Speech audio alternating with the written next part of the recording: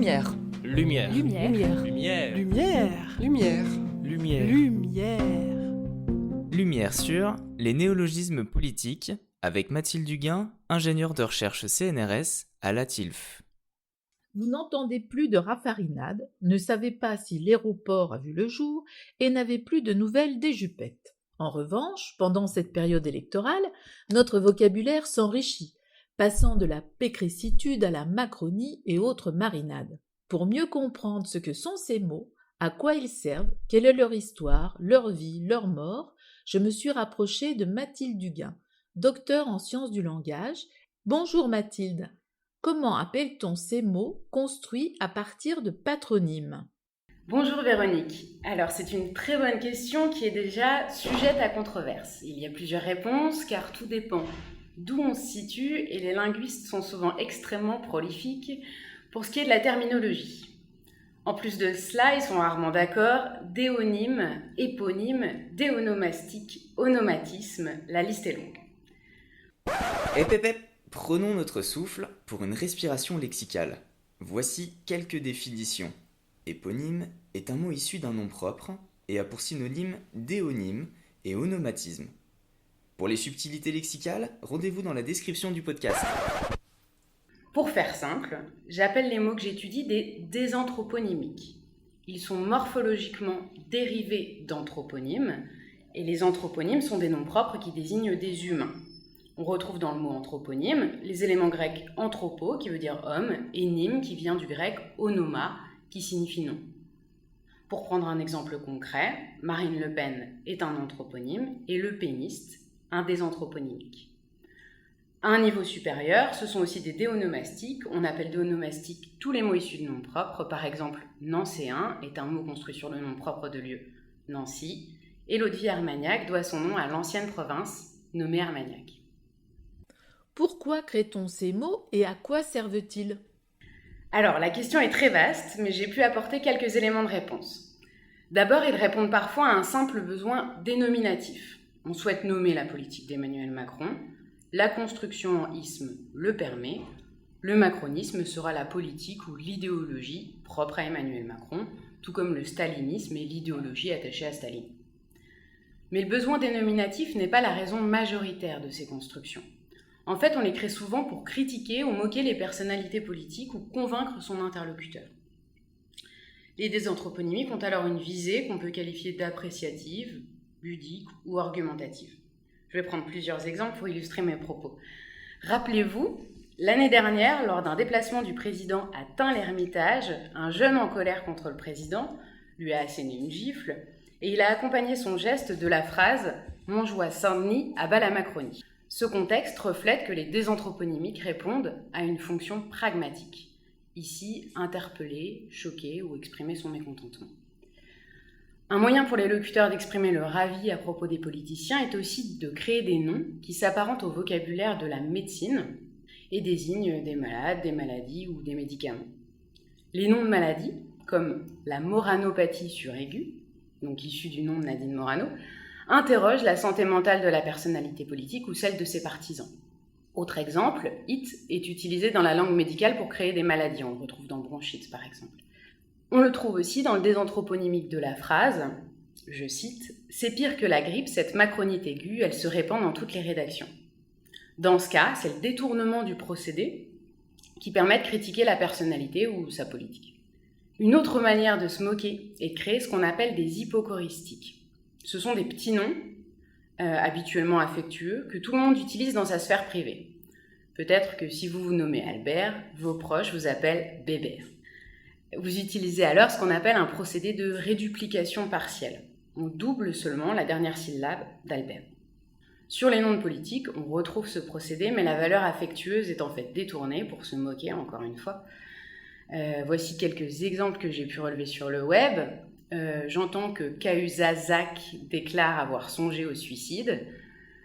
Ou autre exemple, plus rien ou presque ne semble se passer dans l'univers entier, lequel gravite exclusivement autour du petit Macroncron et de ses challengers foutus d'avance. En somme, pour résumer, les mots que j'étudie sont souvent ce qu'on appelle des occasionnalismes, c'est-à-dire des mots créés pour répondre à un besoin immédiat dans un contexte donné. Parmi ces créations, beaucoup sont vouées à disparaître quand quelques-unes seulement viendront enrichir la nomenclature des dictionnaires. Ces mots existent-ils depuis longtemps et est-ce propre à notre langue ? Oui, vous avez raison, ce phénomène existe depuis très longtemps. Je dirais même qu'en fait, il a toujours existé. Déjà en latin, en fait, on trouve des désanthroponymiques puisque saint Augustin cite le nom Platonicus, que l'on traduit par platonicien, pour désigner les disciples de Platon. Plus proche de nous, le dictionnaire Trésor de la langue française indique que l'adjectif aristotélicien, donc construit sur Aristote, est attesté chez Molière en 1668. Par ailleurs, ce phénomène n'est pas du tout propre à notre langue. J'ai pu vérifier que les langues romanes proches de nous utilisent aussi des désanthroponymiques. On retrouve par exemple Berlusconi Gracia, issu de Silvio Berlusconi, et le roi espagnol Felipe donne le nom Felipismo. Du côté des langues germaniques, on en trouve aussi beaucoup. On trouve Merkelismus, à partir de Merkel, Trumpphobia, à partir de Donald Trump, ou encore Boris Johnsonize ou Boris Johnsonisme, à partir de Boris Johnson. Je n'ai pas encore eu l'occasion de le faire, mais il sera intéressant de vérifier à grande échelle si les autres langues utilisent exactement les mêmes procédés de construction que ceux qu'utilisent les locuteurs en français. Et on peut aussi imaginer que des cultures différentes ne se permettent pas de moquer leur politique, comme les Français peuvent le faire et aiment à le faire. Alors tous ces mots, j'ai l'impression qu'ils ne prennent pas toujours la même forme. Alors non, absolument pas, et c'est justement ce qui est stimulant pour une linguiste. Alors, d'abord, il y a des procédés linguistiques originaux. J'ai repéré une centaine de suffixes différents, parmi lesquels des formes auxquelles on s'attend, en isme, comme le poutouisme, en iste, comme les pécressistes, ou en yin, comme les mélanchoniens, mais aussi des formes beaucoup plus originales, en maniaque, en in ou en ose, comme je l'ai déjà indiqué. En plus de ça, il n'y a pas que des formes suffixées. Certains procédés de construction n'ont pas été décrits en linguistique française pour l'instant. Je prendrai l'exemple des noms propres en istan, comme Vauquiezistan, Zemmouristan ou Sarkozystan. En fait, la finale istan n'est pas un suffixe en français. Elle viendrait du persan stan qui désigne un lieu. En fait, les dérivés en istan sont des pays imaginaires où règne le despotisme ou la corruption incarnée par la personnalité politique. Par exemple, le Vauquiezistan est le lieu dirigé par Laurent Wauquiez de manière autoritaire ou malhonnête. Notez qu'il s'agit de la région Auvergne-Rhône-Alpes. Et si on examine les toponymes en istan, donc les noms propres de lieux, comme Afghanistan, Kurdistan ou Pakistan, on remarque que les pays associés sont souvent en guerre, non démocratiques ou considérés par la presse occidentale comme corrompus. En fait, on peut établir une corrélation sémantique entre les propriétés associées à ces pays et les mots en istan construits sur les noms de politiques. Le contexte du néologisme zemmouristan créé par Jean-Luc Mélenchon lors du débat télévisé entre les deux hommes illustre tout à fait mes propos. Il contient les propriétés que Jean-Luc Mélenchon rattache au pays qu'il nomme Zemmouristan. Je cite encore: un pays où les femmes sont rabaissées, où il y a la peine de mort qui vous plaît, un pays où les homosexuels sont punis. On peut donc faire l'hypothèse que la série des noms de lieux institutionnalisés, donc comme Afghanistan, exerce ce qu'on appelle une pression lexicale pour générer la forme en istan. Il s'agit de ce qu'on appelle en linguistique de la suffixation sécrétive. On sécrète, à proprement parler, un suffixe à partir des toponymes pour ensuite créer des noms de pays imaginaires sur des noms de politiciens. Sans parler des procédés morphologiques à proprement parler, j'ai aussi remarqué que la dénomination choisie pour la construction n'est pas toujours la même. Concrètement, on ne choisit pas toujours le nom de famille, et il est intéressant de se demander pourquoi. Lorsqu'on construit sur Jack Lang, par exemple, on utilise l'anthroponyme au complet, dans Jack Langisme par exemple, et pas seulement le nom de famille. C'est en fait parce que le nom de famille de Jack Lang, donc Lang, est monosyllabique.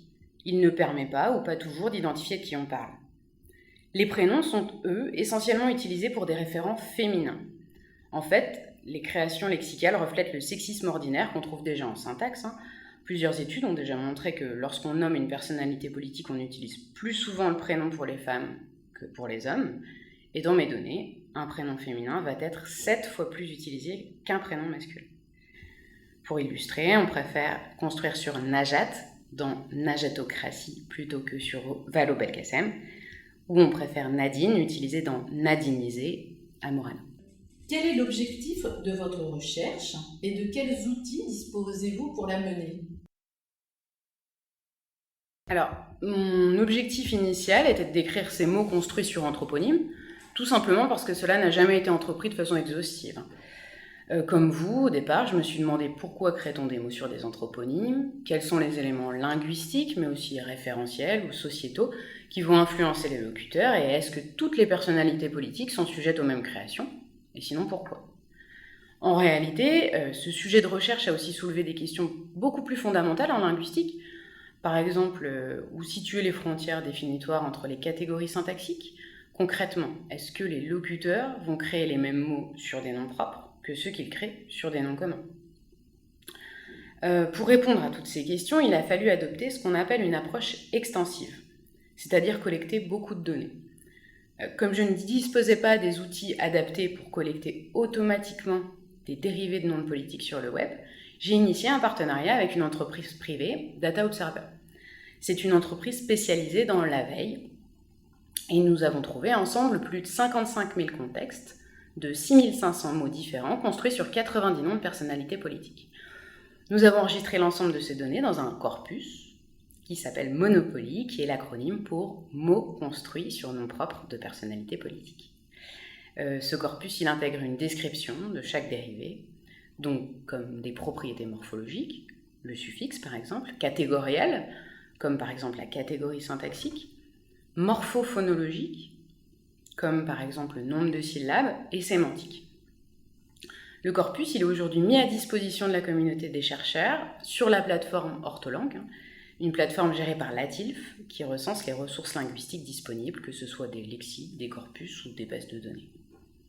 Alors, comment en êtes-vous venu à vous intéresser à ce sujet en fait ? Triturer les mots, comprendre comment ils fonctionnent les uns avec les autres, l'évolution dans le temps, mais ce sujet précis vous a interpellé et pourquoi ? Pour cela, il faut que je revienne un petit peu sur mon parcours. Après mon bac, je me suis inscrite en sciences du langage, donc discipline qui offre assez largement de mieux comprendre la langue sous plein d'aspects, comment la langue évolue-t-elle, pourquoi et comment créons-nous des mots nouveaux. Et à la suite de ma licence, j'ai poursuivi avec un master. De là est né mon goût pour le lexique, et plus particulièrement les mots en lien avec notre politique, notre société et des sujets parfois considérés comme tabous. J'ai par exemple réalisé une étude qui m'a beaucoup plu sur les noms de prostituées, allant des formes vieillies comme Marie Couche-Toi-là ou Corbillard à nœud, aux plus récentes Biatch ou Tepu. Je me suis ensuite engagée dans une thèse intitulée « Analyse morphologique des mots construits sur base de noms de personnalités politiques » et celle-ci a été financée par un contrat doctoral du ministère.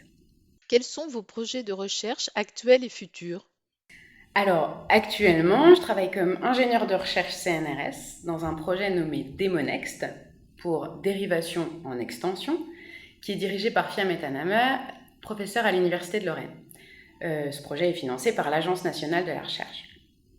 Son objectif général est de créer une base de données morphologiques de grande envergure, autrement dit un gigantesque lexique organisé en réseau. Il sera utilisé comme ressource pour confirmer empiriquement, donc à partir des données, des hypothèses en linguistique. Ce projet possède aussi de nombreuses applications plus concrètes, notamment en ce qui concerne l'enseignement du vocabulaire, comme la création d'activités d'enseignement à destination des enseignants, du primaire et du secondaire, mais aussi en ce qui concerne le traitement des troubles du langage. La base de données est actuellement utilisée par des chercheurs orthophonistes pour créer des méthodes de remédiation lexicale. En parallèle à ce projet, je continue à étudier les mots construits sur nom de personnalités politiques, car les résultats obtenus dans ma thèse ouvrent un large champ de questions, comme toujours. D'abord, nous en avons déjà dit quelques mots, je vais chercher à vérifier si l'analyse des désanthroponymiques appartenant à d'autres langues que le français amène aux mêmes conclusions. Je me demande aussi quel est l'impact du genre de texte dans lesquels les désanthroponymiques apparaissent. À quel point le fait qu'on se situe dans un texte journalistique, un texte narratif ou dans un commentaire de Facebook influe sur la forme des créations et leur sens, c'est-à-dire à la fois sur la dénomination choisie, prénom ou nom de famille, mais aussi sur le procédé morphologique utilisé. Enfin, je me demande si mes résultats sont valables pour tous les anthroponymes, puisque ma thèse a conduit à une nouvelle définition de l'anthroponyme, mais on peut tout à fait se demander s'il s'agit d'une catégorie homogène. Concrètement, Je me demande si les noms d'auteurs, comme Virginie Despentes, les noms de journalistes, comme Anne-Sophie Lapix, ou les noms d'acteurs, comme Vincent Lindon, présentent le même fonctionnement linguistique que les noms de personnalités politiques. Toutes les réponses que j'apporterai à ces différentes questions viendront largement nourrir la discussion, fondamentale pour nous, sur la définition des catégories syntaxiques, plus particulièrement celle du nom, et la question de savoir si, oui ou non, il existe réellement deux catégories, les noms propres d'un côté et les noms communs de l'autre. Merci beaucoup Mathilde d'avoir partagé avec nous vos travaux de recherche et à très bientôt. Au revoir. Merci à vous. C'était Lumière sur les néologismes politiques avec Mathilde Huguin, docteur en sciences du langage et linguistique à la TILF.